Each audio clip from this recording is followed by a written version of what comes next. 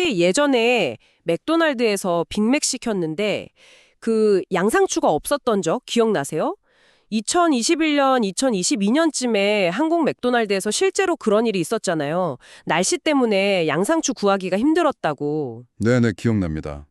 그게 바로 오늘 이야기할 주제랑 아주 밀접한 관련이 있는 거죠. 맞아요. 오늘 저희가 살펴볼 ESG 비즈니스 리뷰 기사가 바로 그 문제. 그러니까 기후위기 시대에 우리 식량 공급망을 어떻게 더 튼튼하고 지속 가능하게 만들 것인가, 여기에 대한 해법으로 재생농업을 다루고 있거든요. 네, 그래서 왜 이 재생농업이 중요해졌는지, 또 맥도날드 같은 큰 기업들은 뭘 하고 있는지, 그리고 앞으로 넘어야 할 산은 뭔지 좀 깊이 들어가 보려고 합니다. 좋습니다. 사실 기후변화가 가져오는 폭염이나 폭우 같은 극한 날씨가 식량 생산부터 우리 식탁까지 오는 전체 과정, 이 공급망을 다 흔들고 있거든요. 맥도날드 양상추 사례가 딱 그런 예죠. 정말 직접적으로 와닿는 예시네요. 네, 이런 불안정성 때문이기도 하고 또 기업들이 스스로 세운 기후 목표를 달성하려면 농업 방식을 바꾸는 게 필수적이 된 거예요. 맥도날드 같은 경우엔 2030년까지 농업 쪽 온실가스 배출을 16% 줄이겠다고 했죠. 이게 그 SBTI, 과학 기반 감축 목표 기준입니다. 와, 16%면 상당한데요?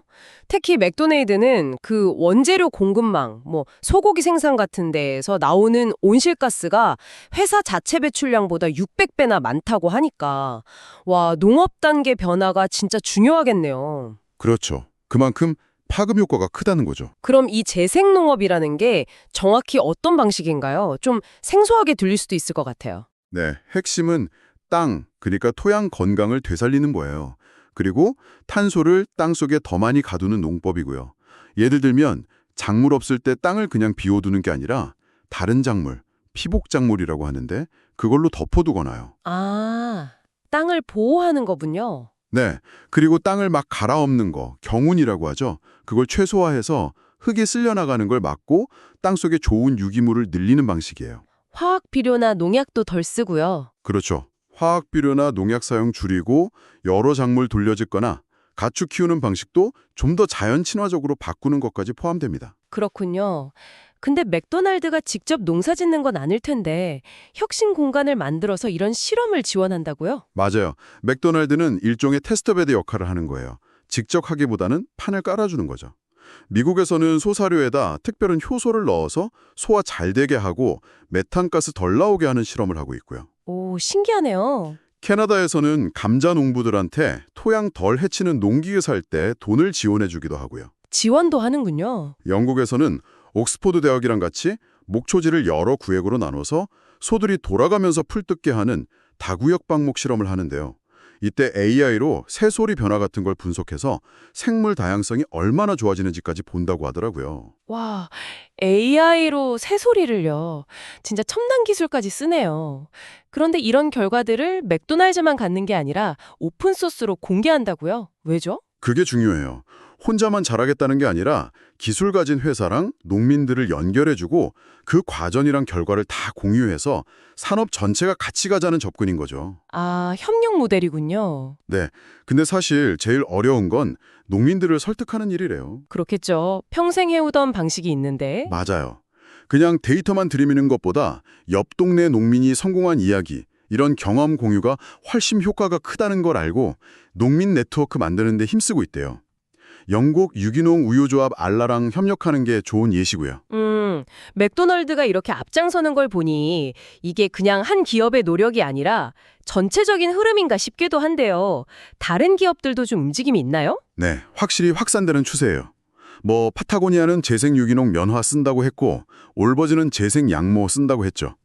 네슬레는 코코아 농가에 재생 농업하면 인센티브 주고 펩시코는 곡물 회사 ADM이랑 손잡고 크게 하고 있고요. 월마트도 주요 상품은 재생 농업으로 조달하겠다고 했어요.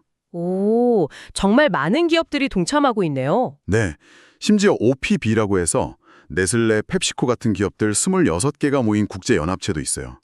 여기서 운영하는 재생농업 프로그램만 70개가 넘고 참여 농민이 30만 명, 투자 금액도 상당해요. 와, 규모가 어마어마하네요.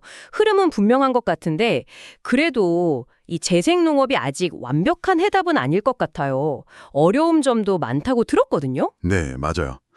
과제가 많죠.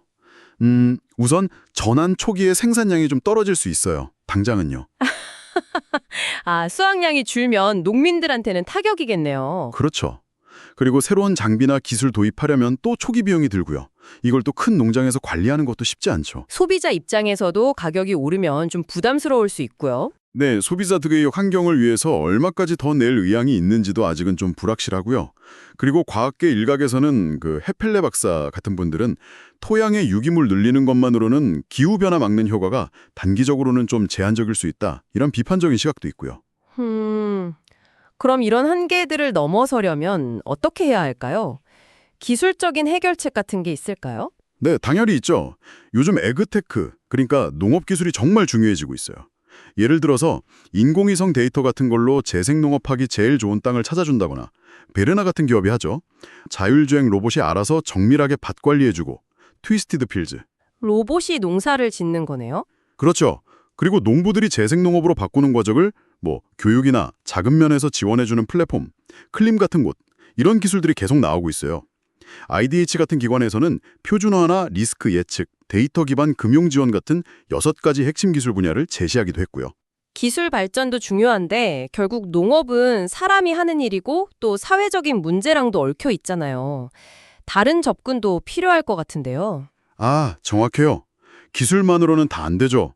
그래서 아까 잠깐 말했던 영국 사례처럼 맥도날드, 감자회사 맥케인, 유통업체 웨이트로즈가 아예 시범농장을 같이 운영하면서 위험 부담을 나누는 이런 이해관계자 협력 모델이 중요해요. 아, 같이 책임지는 거군요. 네. 그리고 농민들끼리 서로 경험 나누고 지지해주는 네트워크를 강화하는 것도 필수적이고요. 한국은 아직 초기 단계지만 그래도 농촌진흥청 같은 곳에서 저탄소 농업 기술 개발이나 스마트 농업이랑 연결하려는 노력을 시작하고 있습니다. 네, 종합해보면 재생농업은 이제 그냥 유행이 아니라 기후위기 시대에 식량 공급망을 안정시키고 기업들도 살아남기 위한 필수 전략이 되어가고 있다는 거네요. 그렇죠. 맥도날드를 비롯해서 많은 기업들이 실험하고 협력하고 또 기술도 계속 발전하면서 이 변화를 이끌고 있고요. 맞습니다. 분명 중요한 진전들이에요. 그런데 마지막으로 이런 질문을 좀 던져보고 싶어요. 네, 어떤 거죠? 과연 이런 기업들의 노력이나 기술 발전만으로 농업 시스템 전체를 재생농업으로 바꾸는 이 거대한 전환이 가능할까 하는 거죠. 어쩌면 이 중요한 변화를 더 빨리 이끌려면 우리 사회 전체의 인식 변화라든지 좀 더 적극적인 정책 지원 같은 게 더 필요하지 않을까 한번 같이 고민해 볼 문제인 것 같습니다.